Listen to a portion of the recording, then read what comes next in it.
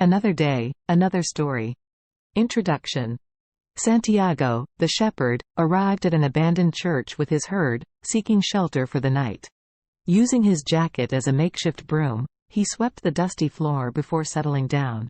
Resting his head on the book he had just finished reading, he pondered on the idea of choosing thicker books in the future to serve as more comfortable pillows. That night, Santiago experienced the same recurring dream he had a week ago. But, just like before, he woke up before its conclusion.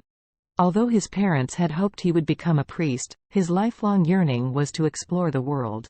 Hence, he had become a shepherd. During their walks, he would often converse with his sheep, sharing his observations about the villages they passed by.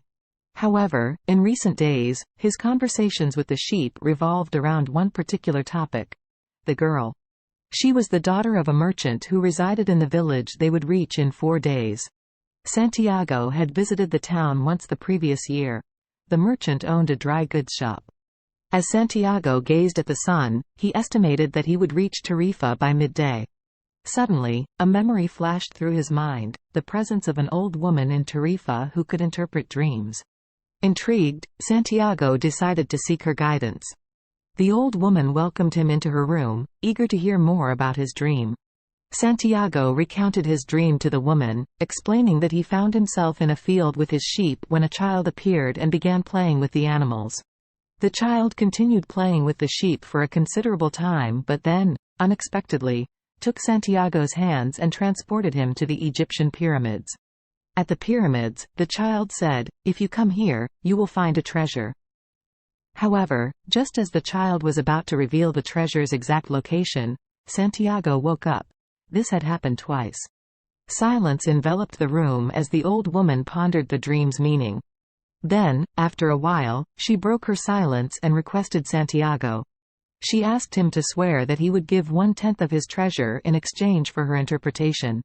Santiago solemnly swore in the presence of God, affirming his commitment.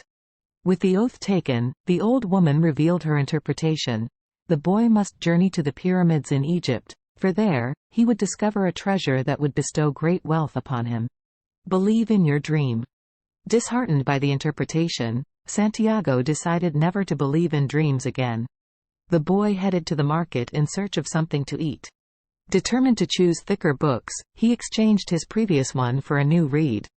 Settling down on a bench in the bustling plaza, he opened the book and immersed himself in its pages. However, his solitude was soon disrupted by the arrival of an old man who sat down beside him, attempting to strike up a conversation. Weary and thirsty, the old man asked if he could sip the boy's wine.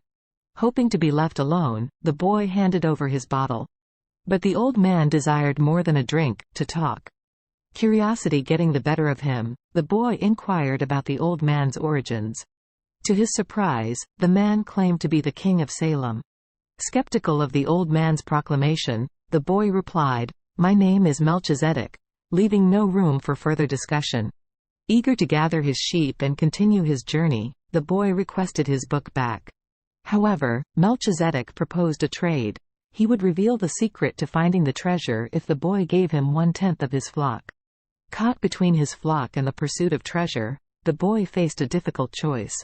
The following day, at noon, the boy rendezvoused with Melchizedek, bringing along his sheep. Surprisingly, the boy's friend eagerly purchased all the remaining sheep, expressing his lifelong dream of becoming a shepherd. Melchizedek imparted his wisdom to the boy, emphasizing the importance of following omens along the journey. The older man gave the boy 2 stones, an Urim and Thummim, to aid him. The black stone signified yes, while the white stone represented no. These stones would assist the boy in deciphering the omens when uncertainty arose. With his guidance given, Melchizedek bid farewell and departed. The journey. Having reached Tangier, the boy's true journey was about to commence. As he sat at a bar, a stranger conversed with him. The boy shared his desire to reach the pyramids, asking if the stranger could serve as his guide, for which he would provide payment. The stranger revealed that crossing the entire Sahara Desert was necessary to reach their destination and inquired about the boy's financial readiness. Perceiving it as a peculiar question, the boy opened his pouch and displayed his money to the stranger. Then, placing trust in his newfound companion, the boy walked alongside him through the narrow streets of Tangier. Together, they arrived at a bustling marketplace in the center of a large plaza.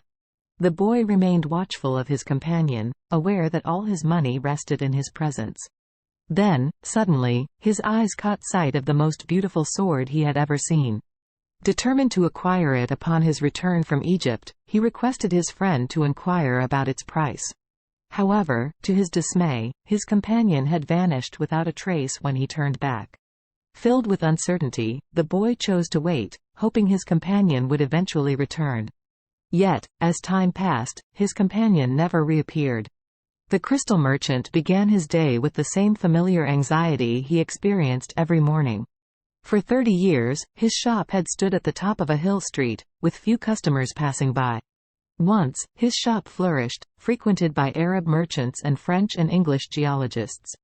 But as time progressed, the neighborhood changed, and his once vibrant surroundings dwindled to a few remaining shops on the hill. Nevertheless, the crystal merchant had no alternative. He had dedicated 3 decades to buying and selling crystal pieces, leaving him with no choice but to persist. "Do you want to work for me?" the crystal merchant asked. "I can work for the rest of the day," the boy eagerly responded. "I'll work through the night until dawn, cleaning every piece of crystal in your shop. In return, I need money to travel to Egypt tomorrow." The merchant chuckled. "Even if you cleaned my crystal for a year and made excellent sales, you'd still need to borrow money to reach Egypt. There are thousands of kilometers of desert between here and there." Undeterred, the boy insisted, "I'll work for you. And, if I may add, I need money to buy some sheep." Work under the master. For nearly a month, the boy toiled under the employ of the crystal merchant.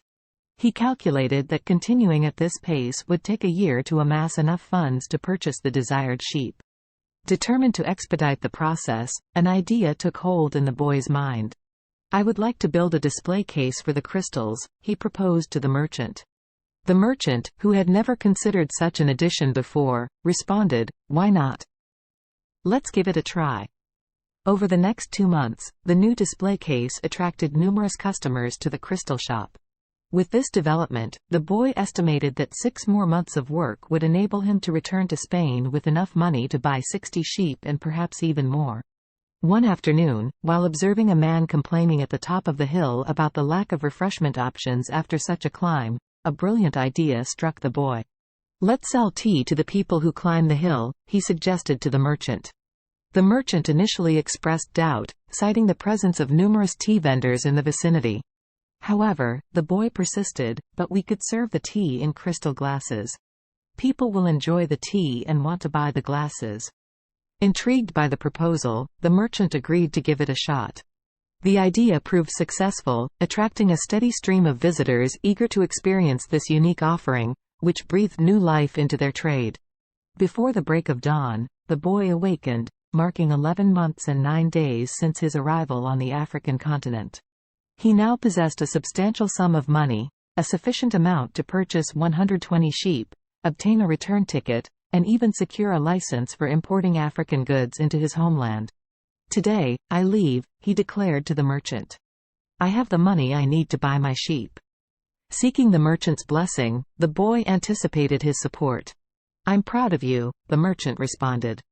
However, deep down, the merchant regretted returning to the familiar fields and his flock. Dreams lose significance. Having worked tirelessly for an entire year to fulfill his dream, the boy found that dream gradually losing its significance. "I can always return to being a shepherd," he pondered. "I have learned how to care for sheep and haven't forgotten that. But perhaps this might be my only chance to reach the pyramids in Egypt." Suddenly, an overwhelming sense of happiness engulfed him. In a structure permeated with the smells of animals, sweat, and dust, the Englishman sat on a bench. He had spent extensive time perusing the most excellent libraries worldwide and acquired the rarest and most crucial volumes of alchemy. His journey was directed towards Al-Fayoum to meet the alchemist.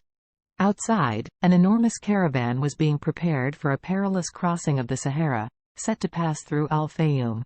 Among the travelers, laden with his baggage, was a young Arab, Santiago. "I am the caravan's leader," declared a dark-eyed, bearded man. "I hold the power of life and death for every person accompanying me." The boy had limited interaction with the Englishman, who remained engrossed in his book for most of the journey. Equipped with his book, the boy initially attempted to read but soon found more extraordinary fascination in observing the caravan and listening to the wind. He forged a friendship with the camel driver who traveled alongside him, listening to the man's tale. "I used to reside near El-Karam," the driver reminisced. "I had my orchard, my children, a life that would have remained unchanged until my final days. Then one day, the earth trembled, and the Nile overflowed its banks. The land was destroyed, and I had to seek another means of livelihood. Thus, I became a camel driver." While gathered around the crackling fire one evening, a camel driver approached the Englishman and the boy. "There are rumors of tribal wars," he shared with them. Concerned, the Englishman inquired if they were in danger. "Once you enter the desert, there is no turning back," the camel driver solemnly warned. Restless, the Englishman found himself unable to sleep one night. He beckoned the boy, and they ventured out into the camp's dunes together. As they strolled, the boy recounted the story of his life, captivating the Englishman, particularly with the progress achieved at the crystal shop. Acknowledging the boy's advice, the Englishman declared, "I shall pay closer attention to the caravan," to which the boy responded, "and I shall delve deeper into my books." Among the books that intrigued the boy, one told the tales of renowned alchemists who dedicated their lives to purifying metals in their laboratories. They believed that metal could shed all its inherent properties through prolonged heating, resulting in a transformative discovery called the masterwork. This masterwork consisted of a liquid part known as the elixir of life, capable of curing all illnesses and bestowing eternal youth upon the alchemist, and a solid part called the philosopher's stone, with the remarkable ability to transmute vast quantities of metal into gold. With the break of dawn, the boy awakened to a mesmerizing sight.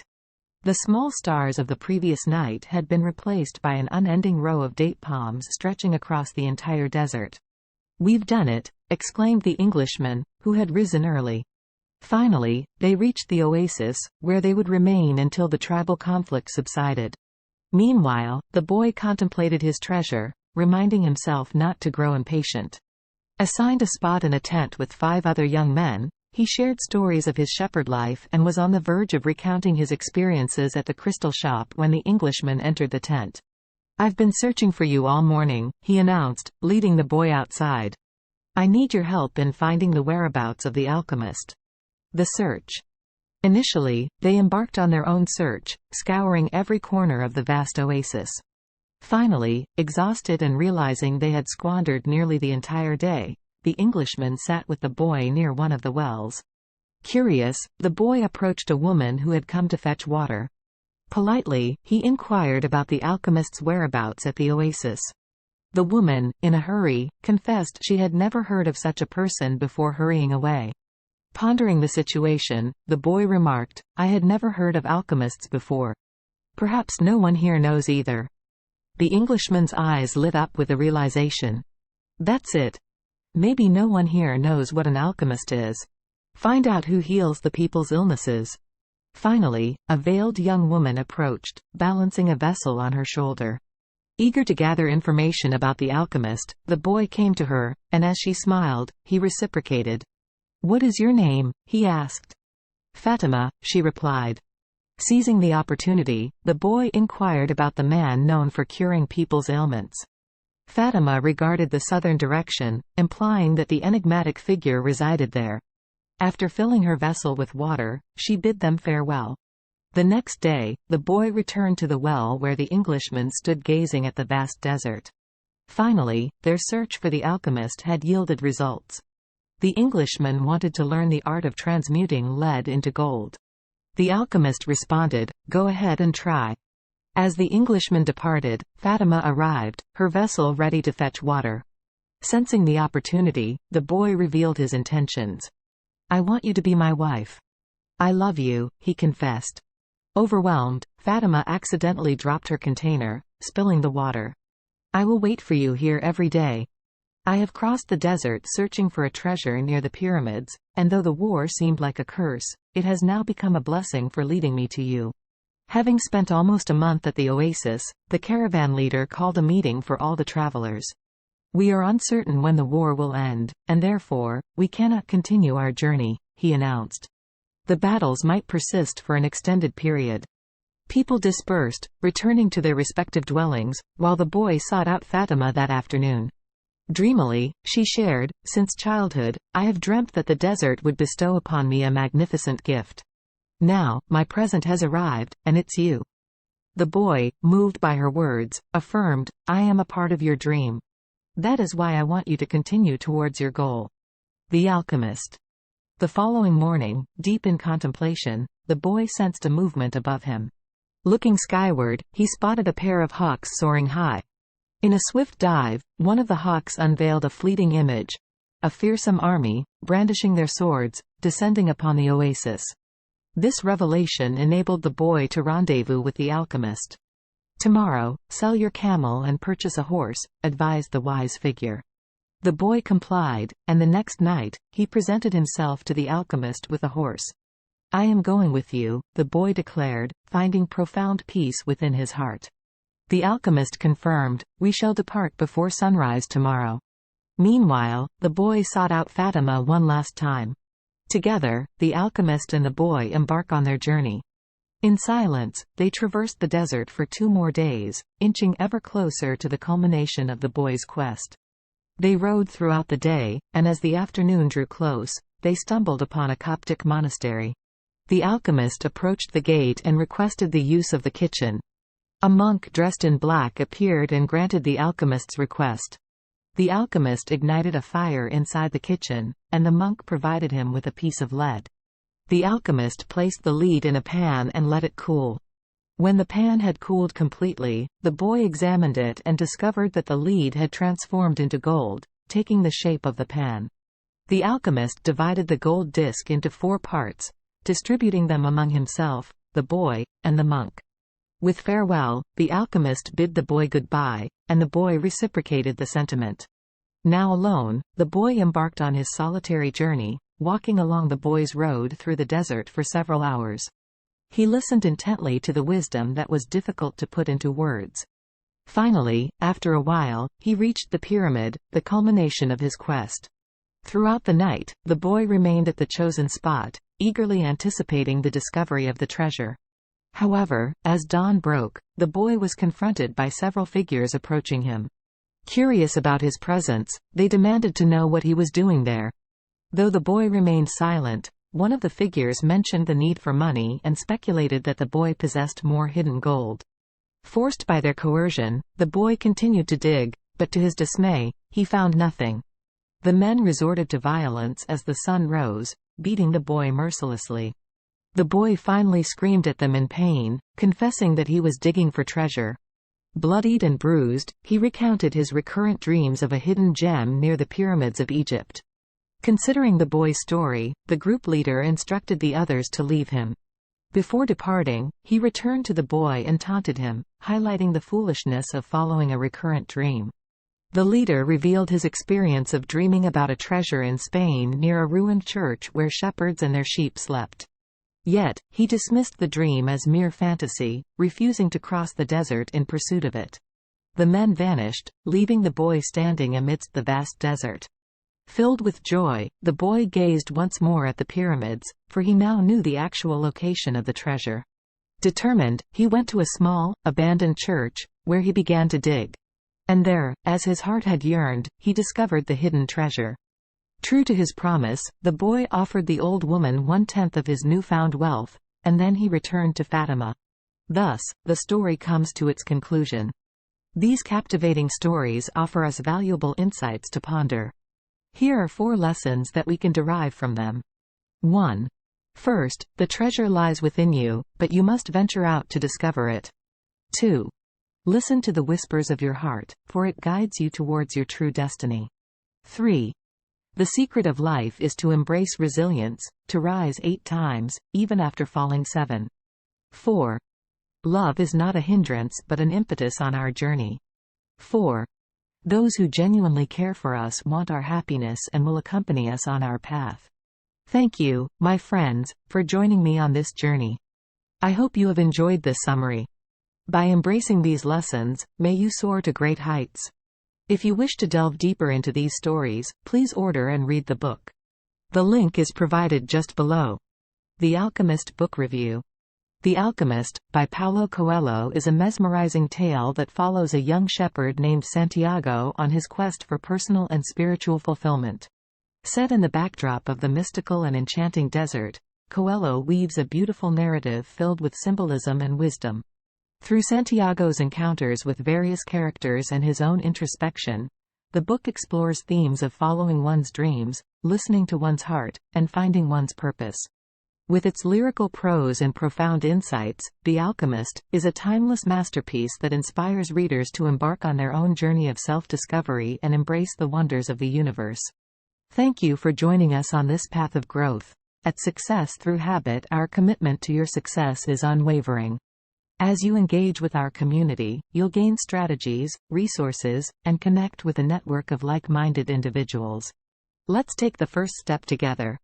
Together, we're forging a path towards excellence, one habit at a time.